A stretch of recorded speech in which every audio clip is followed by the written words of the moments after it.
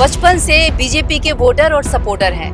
BJP हमारे रग रग में है। 2 साल लग गए मेरे को दरवाजे खटखटाते कि मुझे ज्वाइन करना है। भरोसा है किरण प्रभाकर पर? जरूर भरोसा है। ऐसा क्या हो गया था उस सम्मेलन में कि भड़क गई थी आप? एक बार जब नॉमिनेशन मेरा रद्द हुआ था तो उस समय लगा कि अरे मेरे को बताया क्यों नहीं गया चीजों को। नौकरी वाली दीदी तो नौकरी वाली दीदी अब नौकरियां बांट रही हैं। रोजगार मेला में मात्र 700 लोगों को ही जॉब दिया था।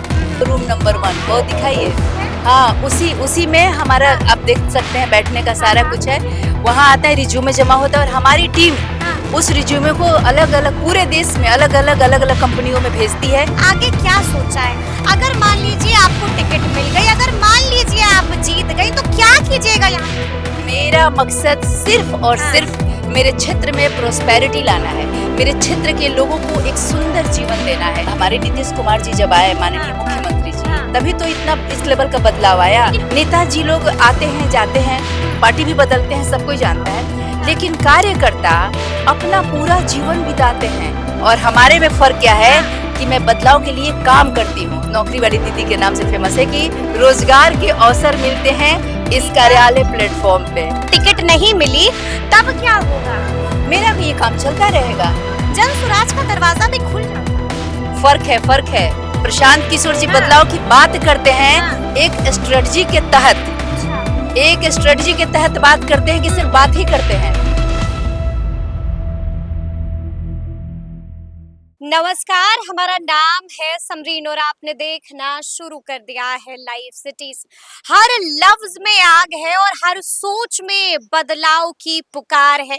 देखिए, ये बातें और यही वाली आग लगातार दिख रही है किरण प्रभाकर में।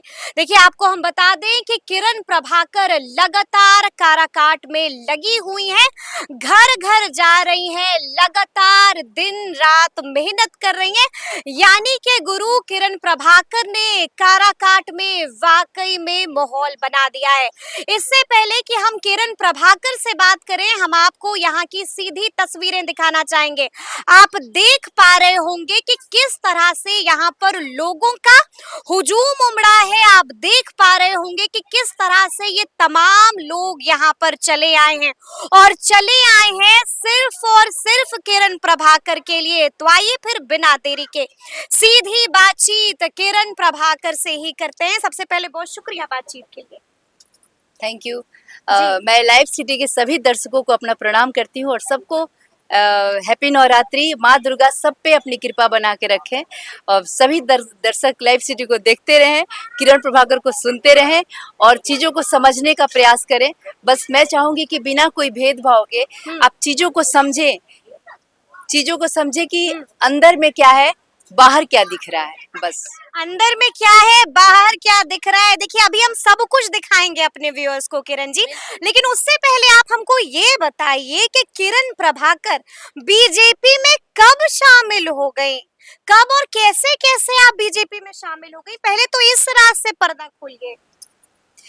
देखिए, आज हम सब कोई माँ भगवती के दरबार में आए हैं। ऐसा कुछ नहीं है कि किरण प्रभाकर का घर नहीं है। किरण प्रभाकर तो अपने भाइयों के घर में ही रह रही है और यहीं पे हमने माता का दरबार सजाया है। तो यहाँ हम सिर्फ सच बोलेंगे, सच के सिवा कुछ न बोलेंगे। सिर्फ सच बोलेंगे, सच के सिवा कुछ नहीं बोलिएगा। तो सच बताइए। तो सच ये है कि हम बचपन से बीजेपी के वोटर और सपोर्टर हैं। बीजेपी हमारे रग रग में है। बीजेपी को ही देख देख करके हम लोग बड़े हुए हैं। लेकिन हमें जब सक्रिय सदस्यता लेनी थी तो बड़ी ऑब्स्टेकल्स आए, बहुत बड़ी बड़ी बाधाएं आई। मेरे को ज्वाइनिंग नहीं हो पा रहा था। करीब आपको पता नहीं कैसे कैसे 2 साल लग गए मेरे को दरवाजे खटखटाते कि मुझे ज्वाइन करना है।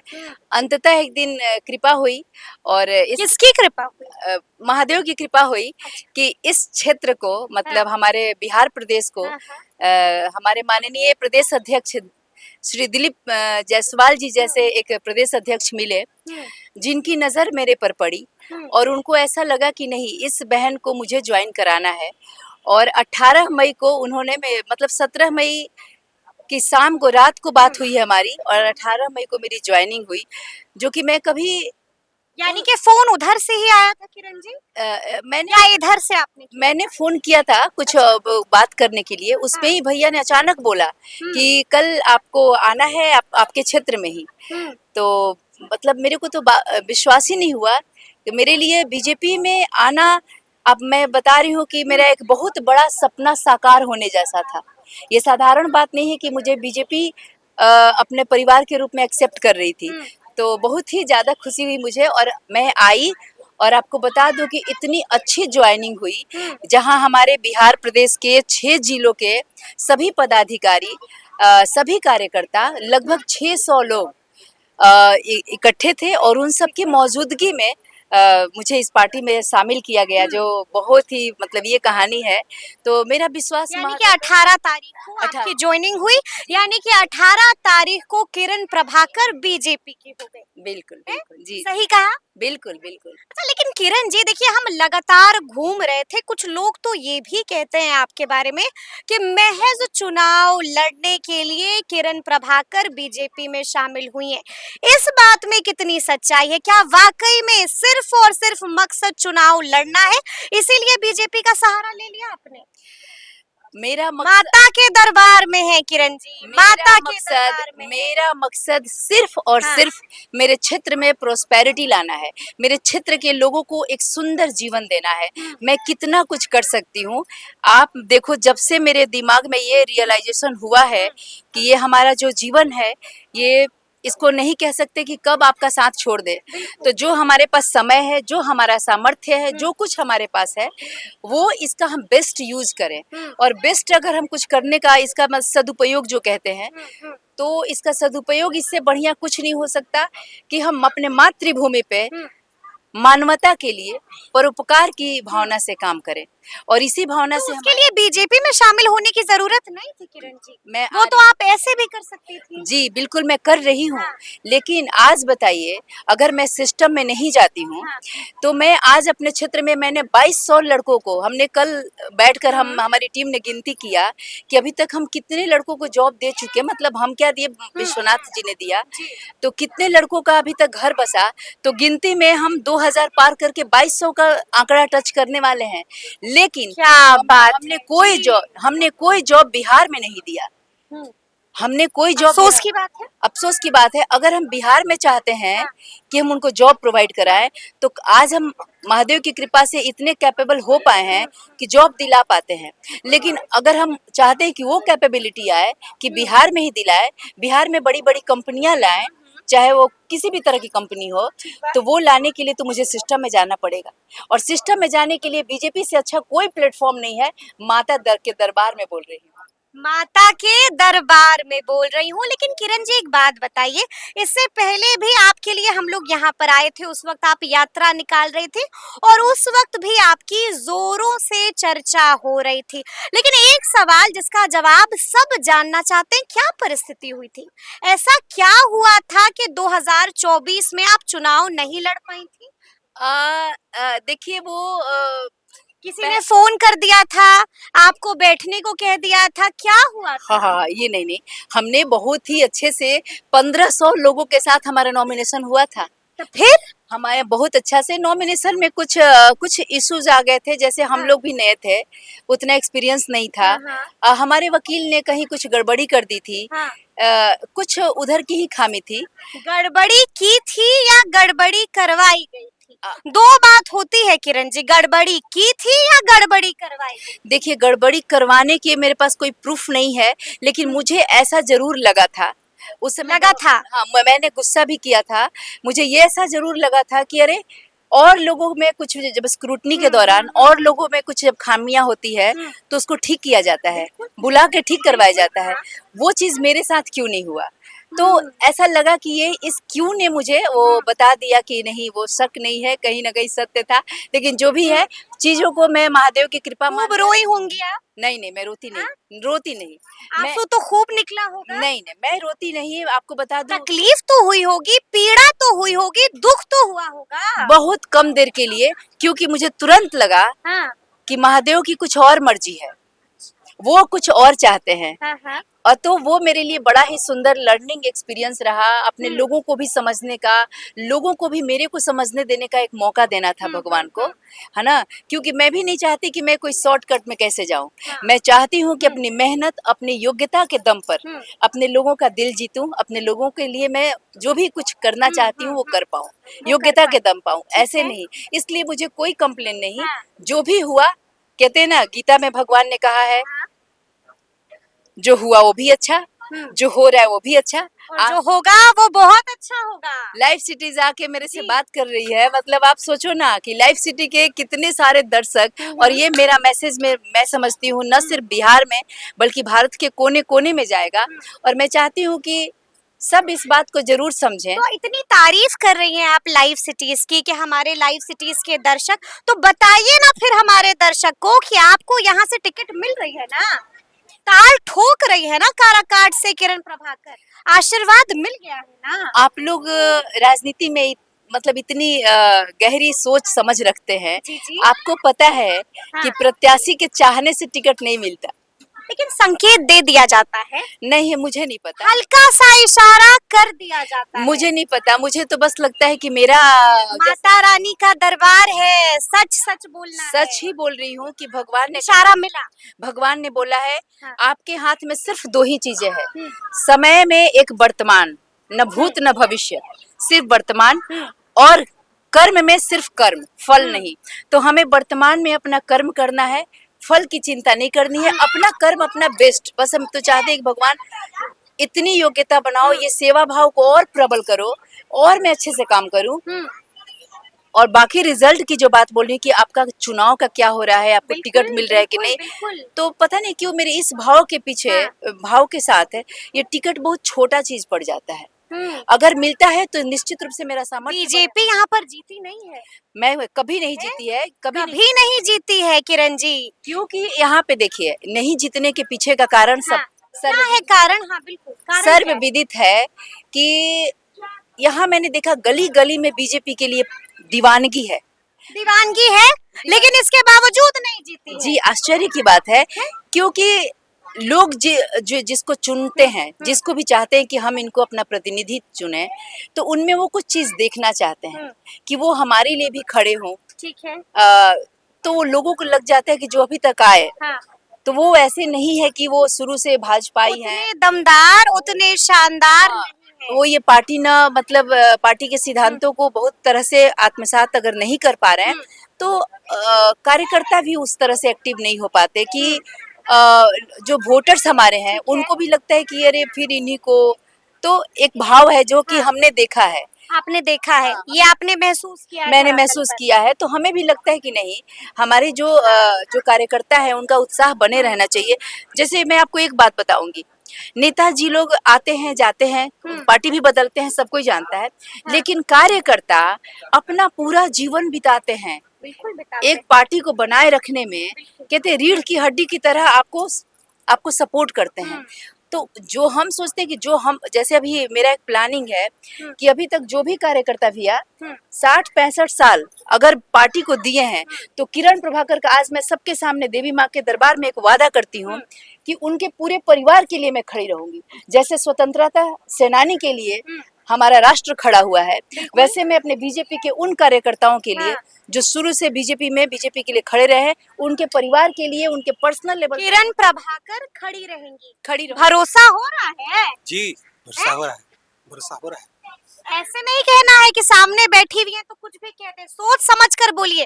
भरोसा है किरण प्रभाकर पर? जरूर भरोसा है। माता का दरबार है, झूठ नहीं बोलना है। जी जी, भरोसा है आपको? बिल्कुल भरोसा है। लग नहीं रहा है कि आपको भरोसा हो हमको भरोसा है। भरोसा है किरण जी, सबको भरोसा हो रहा है आपकी बात पर।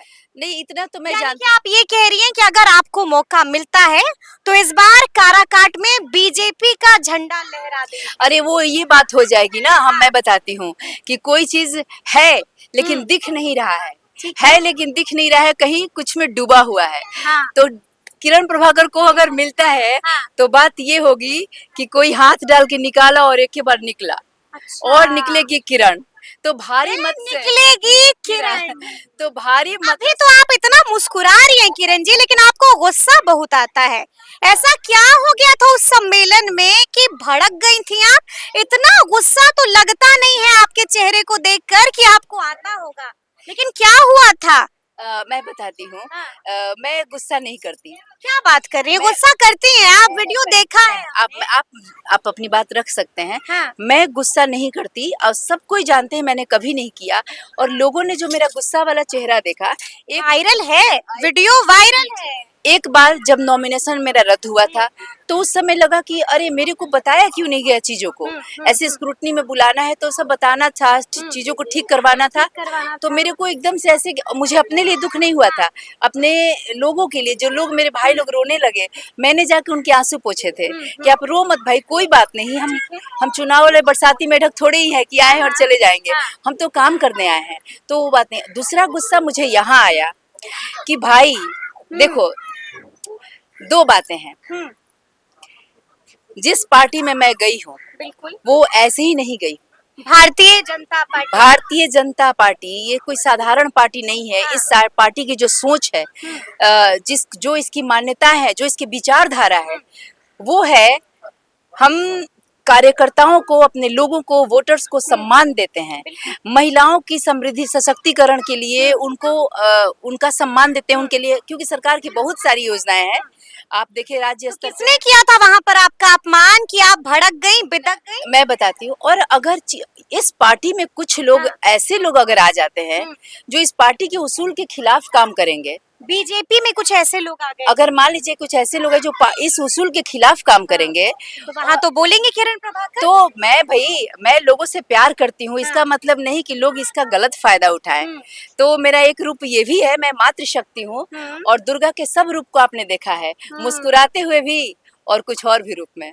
हैं? चंडी, देखिए पीछे से लोग बोल रहे हैं कि चंडी के रूप में है, चंडी के रूप में भी आ जाती हैं। आपने कहा भरोसा, हाँ? मैं आगे बढ़ाता हूँ आपकी बात को। हाँ। यहाँ के जनमानस को इनके ऊपर भरोसा नहीं, हाँ। दृढ़ विश्वास है। किरण प्रभाकर के ऊपर, अरे महिला है, क्या कर पाएंगे? आप लोग भी कहाँ की नहीं बात नहीं नहीं नहीं नहीं, आप एक महिला होकर यदि आप ये प्रश्न कर रही हैं, हाँ। तो आप भी प्रश्न के घेरे हम तो प्रश्न करेंगे। नहीं, महिला मेरा तो काम है, जब मेरे पास ये आता है तो हम प्रश्न करते हैं, जवाब आपको देना है। महिला को हमारे सनातन संस्कृति में सबसे ऊपर रखा गया, इसीलिए सीताराम, इसीलिए राधे श्याम। सिया राम, जय सिया राम है? हाँ। जय सिया राम। आज के बाद जी। लेकिन आप ऐसे नहीं पूछेंगी हाँ, कि हाँ। महिला होकर भी, क्योंकि ये सोच ही हाँ। कहीं ना कहीं लोगों के दिमाग में भरा है कि महिला होकर कैसे आगे बढ़ सकती है, महिला होकर कैसे आगे निकल सकती है। अरे महिला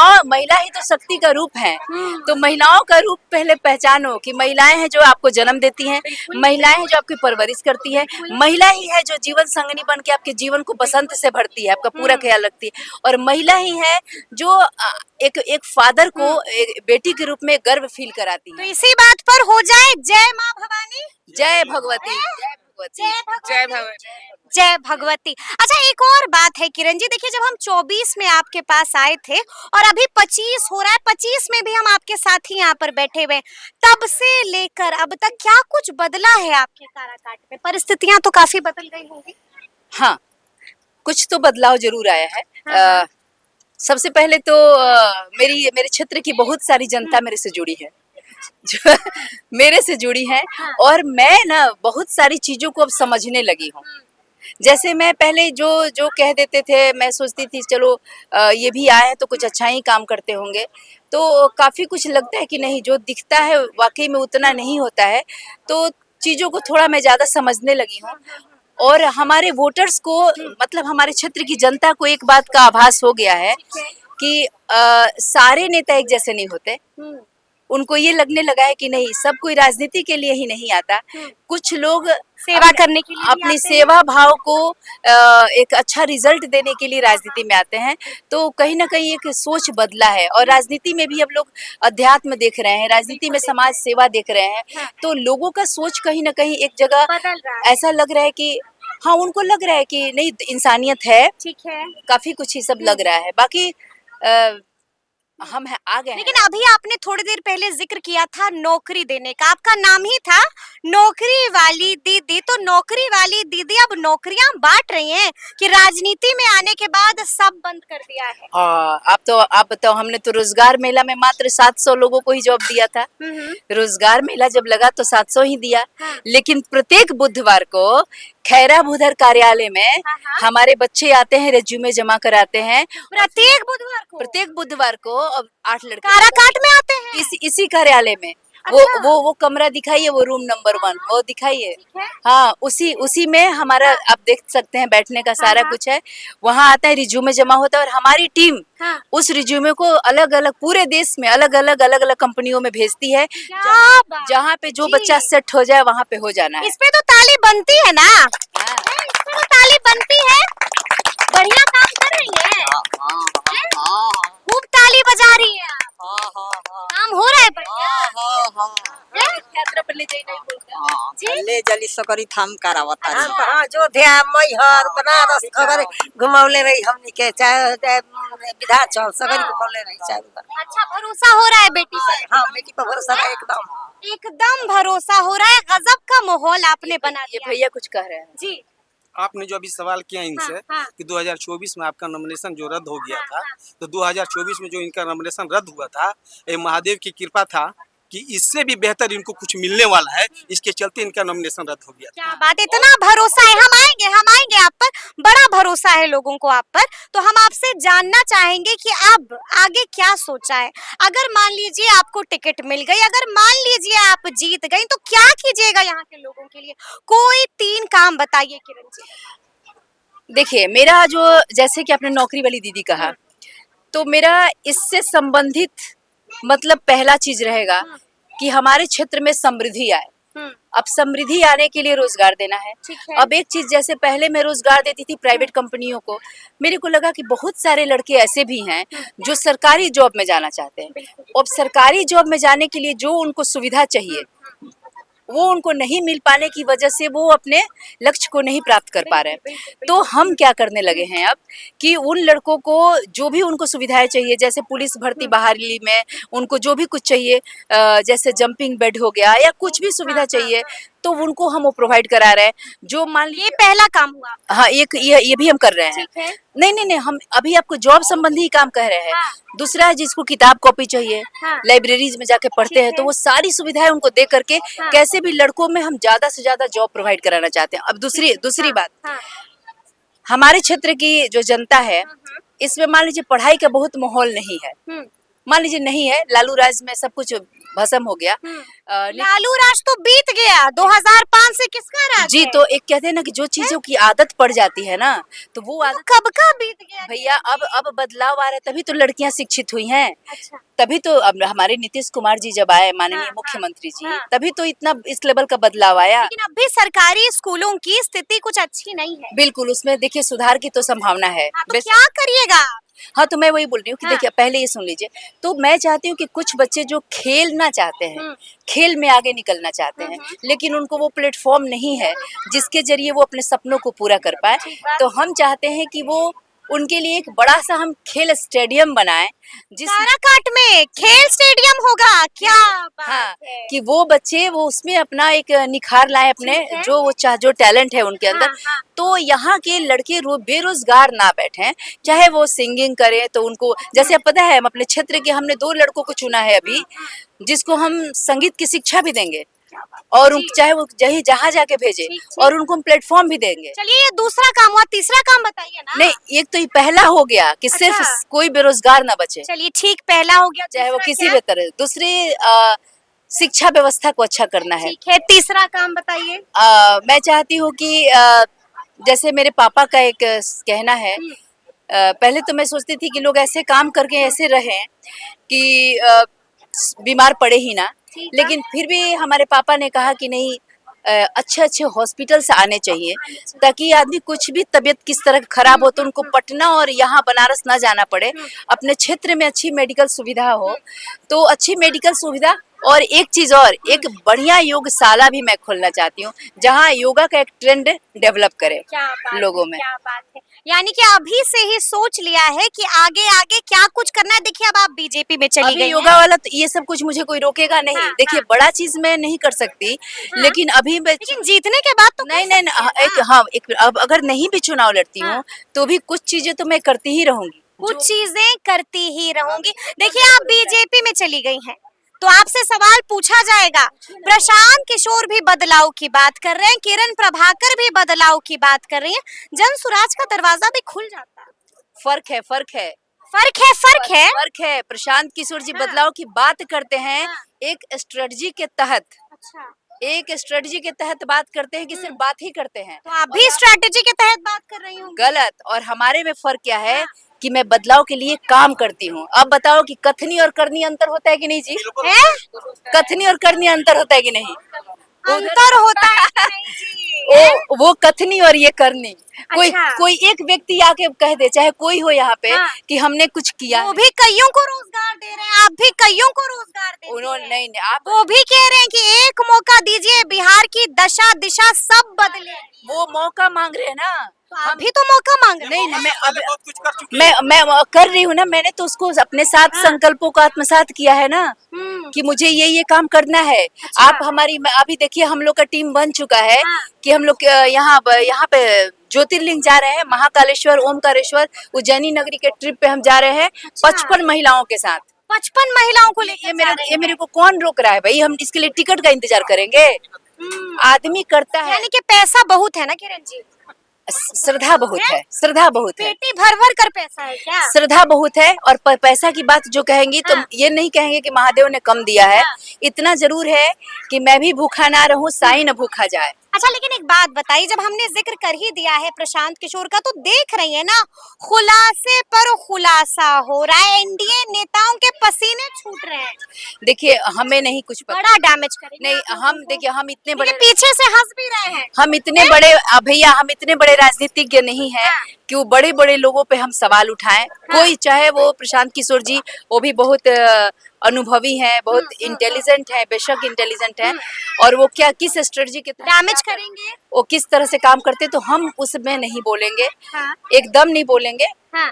एक चीज बस उनको यही लगता है कि थोड़े हड़बड़ी में है हमारे किशोर जी। हड़बड़ी में है प्रशांत किशोर। हड़बड़ी में है। और एक कहीं चीज आप ये तो नहीं कहना चाह रही हैं कि हड़बड़ी में अक्सर गड़बड़ियां हो जाती हैं? तो वो तो होनी ही है, हैं? होनी ही है। प्रशांत किशोर से गड़बड़ी हो जाएगी। क्या बात करते हैं आप? ऐसे क्यों आश्चर्य करते हैं? मेरे को ये नहीं समझ में आ रहा। आप सोचिए कोई एक बंदा सोचे कि अगर उनको जीत चाहिए था, अब हम क्यों राय देने वाला, हम कौन होते हैं? लेकिन हाँ ठीक है, ऐसा लगता है कि 10, 5, 15, 20, 25 सीटों पे वो कहते कि बात करेंगे। अब ये इंसान का अहंकार नहीं तो क्या है, इस लेवल का आत्मविश्वास जो कि ओवर होता है तो अहंकार ही बनता है। अहंकार है। कि हम 243 पे खड़ा करेंगे। हाँ। अब अभी भाई दम है तब बोल रहे हैं कि 243 लड़ेंगे। नहीं, दम कम है। उनके पहलवान है तब कह रहे हैं कि 243 लड़ेंगे। आप कह रही हैं दम कम है। दम कम है। दम कम है। चलिए दम कम है, देखना होगा कि आगे क्या कुछ होता है। लेकिन किरण जी, आपके 11 संकल्प की बड़ी चर्चा है। 7 संकल्प 7 संकल्प हमारे बड़ी 7 चर्चा है। मेरे 7 संकल्प हैं। और हाँ। आप कहिए तो कह दूं। हाँ बिल्कुल कह दीजिए, बिल्कुल कह दीजिए। हमारे 7 संकल्प हैं, ठीक है। हम ये आप क्या है? लाइफ ये तो है, ये तो हमारा जिस संकल्प उसके अंदर हाँ हमने क्या क्या किया है हाँ। इसमें तो ये आपको ये दिखाया गया। ठीक ठीक। और काराकाट लोकसभा क्षेत्र के लिए आप सोचिए, उतनी आबादी के लिए मैं काम करती हूँ। आप देख सकते हैं घर घर जाकर, गांव गांव जाकर हर घर को मैं वृक्ष देती हूँ। आम का वो कौन नाम कहते हैं भैया, कलवा की कलेवा कौन, कलमी आम, जो कि हम बनारस से मंगाते हैं, कहीं भी अच्छे जगह से मंगाते हैं, अच्छा वाला। हर घर जाके आम देते हैं, महिलाओं को तीर्थ यात्रा कराते हैं। आपको सब कुछ दिखेगा।